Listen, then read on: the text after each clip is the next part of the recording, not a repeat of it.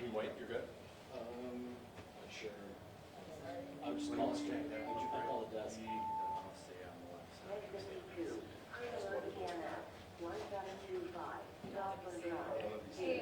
Oh, hang on a sec. I'm gonna tell these guys to turn this off.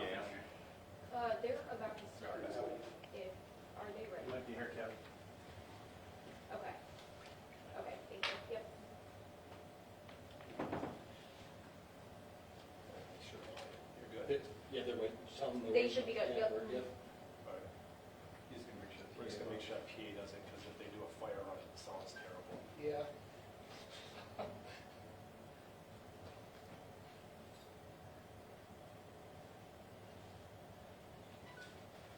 And then I'll send this out to the general, so all your news desks, so I apologize if you're not gonna, I'll put it out here, you guys taking pictures of it and stuff, but then I'll send it out to the general group that I normally send them to.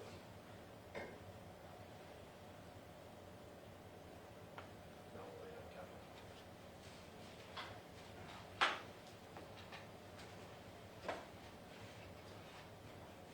Is the dial on the wall? Yeah, just down 0. Okay, Kevin did that. All right. Yep, so then you should be good. All right. Do you want me to introduce Kevin and Kevin? Okay. Great. Okay. Good evening, I'm Captain Dan Bellman with the Waukesha Police Department. With me is Lieutenant Kevin Rice of Waukesha Police Department and City Administrator Kevin Lehner. I'll read a brief synopsis of what happened this afternoon and the early evening, and then we'll open up for a couple questions.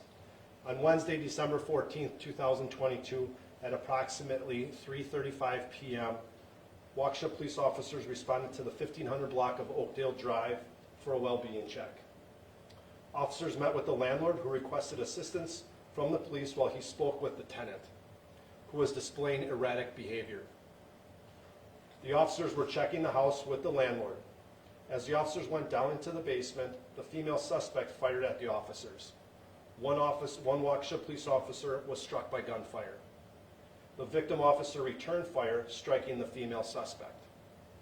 The Waukesha Police Department deployable technology unit responded to the scene and utilized unmanned aerial vehicles to locate the suspect in the basement.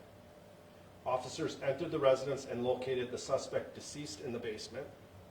A firearm was recovered from the scene. Both victims' officers are male. One victim officer is 44 years old with 21 years of service. The second victim officer is 38 years old with 12 years of service. Both officers are being treated at a local hospital, are in good condition. The officer that was shot was wearing his ballistic vest, which was effective.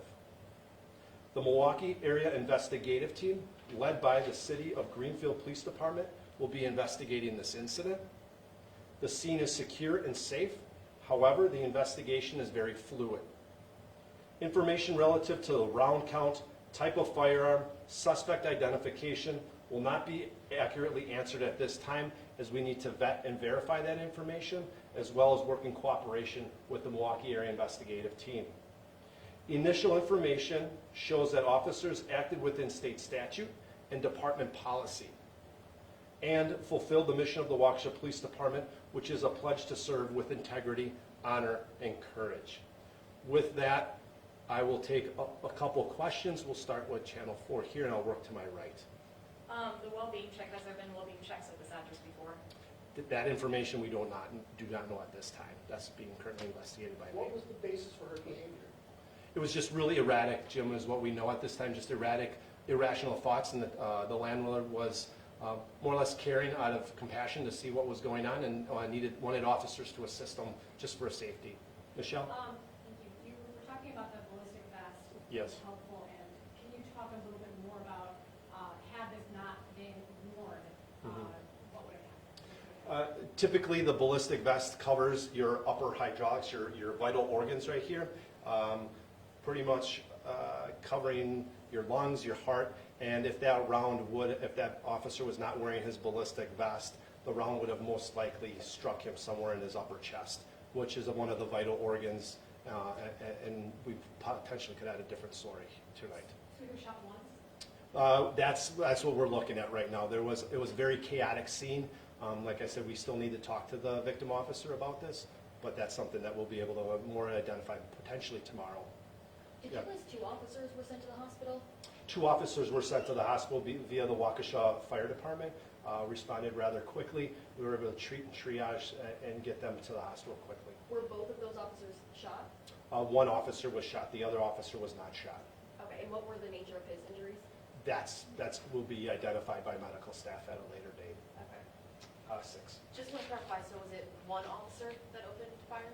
Correct. One officer returned fire, the other officer helped the victim officer out. The woman that was found deceased, did she die of a gunshot wound? Do we know how she died? That was going to be determined by the Waukesha Medical Examiner's Office, also with identification. Manner and cause of death will be released at that time.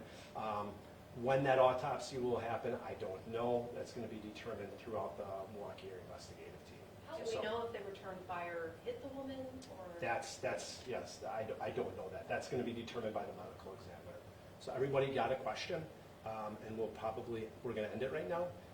My plan of attack is to work with Mate, get some more accurate information. I'll push this out via social media. I'll leave this right here if you wanted to take some pictures of it, and then it'll be emailed. And then most likely if there's some follow-up questions that I can ask this evening, I'll respond via email. But other than that, we'll be looking for tomorrow. Okay? Is there an investigator from every agency of the Milwaukee area investigative team?